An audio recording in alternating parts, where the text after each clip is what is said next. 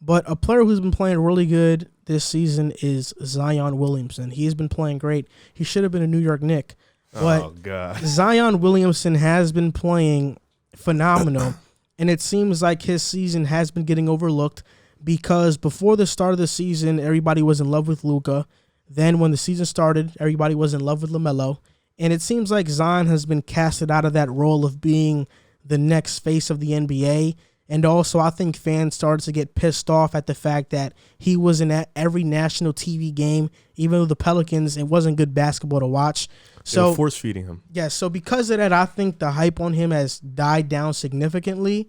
But he's averaging 26 points per game this season, 7 rebounds per game, shooting 62% from the field, and he just looks fantastic. Like, I mean, in terms of finishers, he's phenomenal. Rick Carlisle the other night said that he's a Shaq-like force with point guard skills, and I think that's a perfect comparison for him. I mean, nobody can stop Zion one-on-one in the league. Yeah, I was watching the Boston game. I had the chance to catch up on the Boston game, and they tried to build the wall, and it didn't work.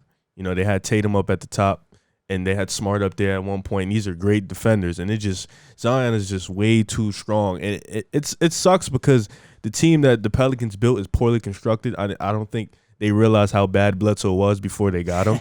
Like, he's just, shooting-wise, he's just horrible, and decision-making is terrible. Steven Adams doesn't offer much spacing either, so the team's constructed bad. But Zion has found a way to disregard all that and still play at a phenomenal level. And shout out to him because he's living up, in my opinion, I feel like he's living up to that number one pick and dominating the game. And he's finally healthy and getting back to what he's doing. So shout out to Zion for doing that. I don't know, the team's direction, you know, I think Lonzo's his best teammate. You know, I see those two guys have the best chemistry together, and they bring out the best in each other. So I hope they keep Lonzo, but they've been kind of iffy on him. But I think this team has the bright spots in him, Ingram, and Lonzo. And Kira Lewis, he's good. Josh Hart's good too. Nickeil Alexander-Walker, he's been playing good. I think they just have to build a team constructed around Zion, because I think right now this team was more constructed for Brandon Ingram, but they're starting to realize that Zion is going to probably be their number one guy. Yeah, I just think it's something that we see a lot in sports media these days, especially with the prevalence of social media, how some of these guys that really are like superstars and deserve the platform kind of get a little force-fed to us. It happened with Zion. It happened in the NFL with Lamar Jackson is the prime example I could think of. In the NBA, it's happened to Giannis. You know, even going back, it happened to LeBron, where it's like they kind of get pushed on us so much that people start to push back and unnecessarily hate them. And I think it's unfortunate, but it's what happened because he was really so focused on since he entered the league. Even when he was in college, he was being posted every day on like Bleacher Report and stuff like that. And people hate that for some reason. I mean, I guess I kind of understand it, but when you watch the guy, he is worth the hype. He's been playing incredible. And that Rick Carlisle quote was a perfect comparison in my mind. When you see him working down low, like, he really looks like a man amongst boys playing against other NBA players. And that was the question. Him making the leap from college to the NBA was, can he still bully down low like he did at Duke in the NBA? And I think he's done exactly that.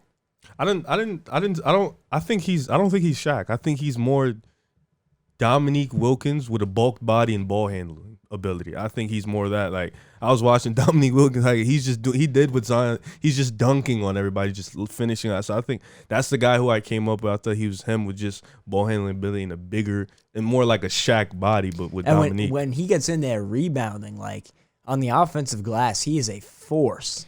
The thing about Zion and the Pelicans right now is I think Stan Van Gundy to start the season was using him really poorly. They were running the offense through Brandon Ingram. But as of recent, Stan Van Gundy has been using Zion as a primary ball handler since February. Mm-hmm. He's been doing it. So, like, about 2 months now he's been doing it. He's been setting more on-ball screens for Zion. And Zion has just been the primary pick-and-roll ball handler in most situations. And since February, the Pelicans have a 126 offensive rating when Zion Williamson is on the court. He takes more field goal attempts per game at the rim than Giannis the past 2 years, and than Shaq did in 2002. So he's getting to the rim whenever he wants, and his ability to change directions, even when he's cut off by defenders, is phenomenal. I mean, he's stronger than guards and forwards, and he's quicker than big men, so he can get to the rim whenever he wants. And like you mentioned, his ability to create second chance points to follow up his missed baskets and layups, because he does miss a lot of layups, but he always follows them up. He always gets the rebound back, because his second jump, when he's on his second jump, defenders are still trying to recover and he scores. That's the thing. Zion is legit. He's a superstar in the making, I believe. But something just tells me that this Pelicans organization is gonna hold him back. Like they did with AD? Yep. I could see him leaving.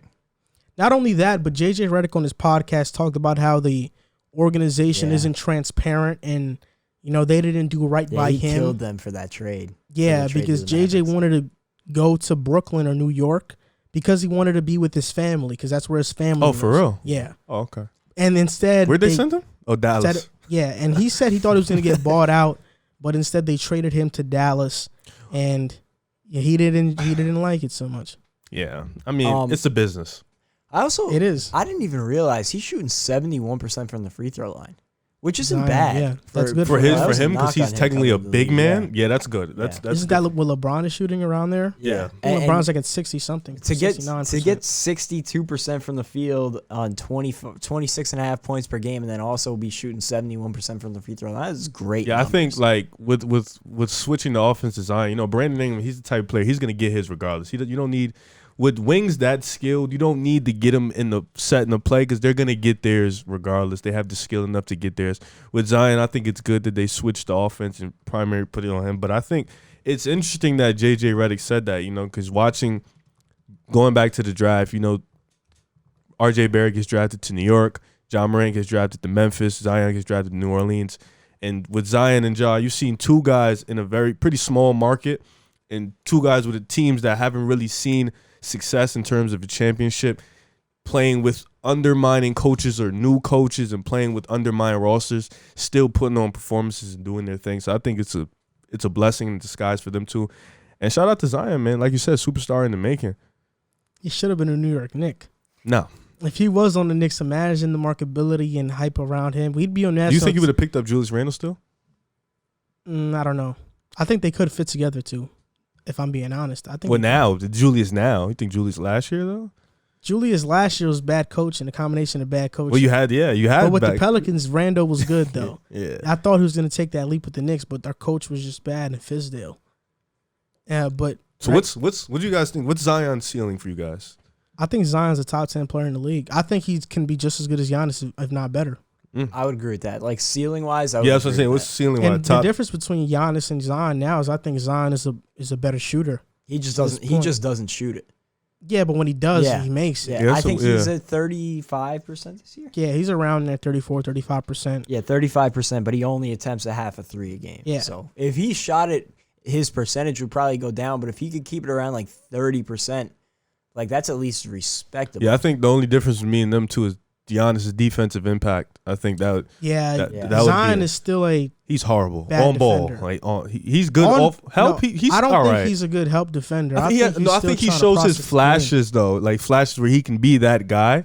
But I think on ball he's really bad. And that's the thing. Usually, the most athletic players are usually not the best defenders Because all they want to do is block. Yes. They have no timing. To be a good defender, it's mostly about positioning and IQ. And Zion, yes, he's athletic, but in terms of processing the game and trying to be a help defender, that's not what he is. Well, I think he has a knack for some things, like defensively down low around the rim. I think he has a knack for like one rebounding. He's got a crazy ability to track the ball off the rim. Are we counting that as defense though? Defensive rebounding?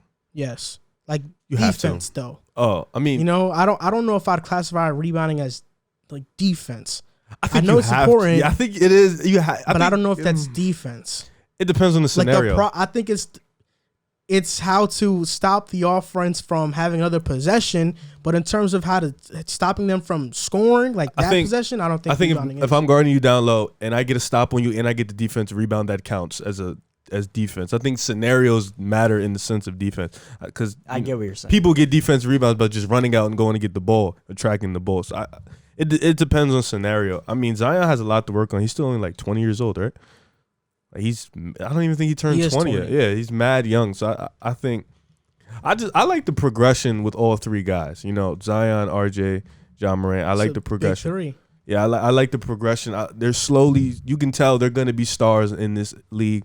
I like the progression that they're making. RJ having the best coach. He's getting the help he needs. Ja, he's in a small town. You know, he's putting on for Memphis. And Zion with New Orleans. I think Zion would be the only one that they'll probably hold him back because of the Pelicans. But I like the progression so far with them three.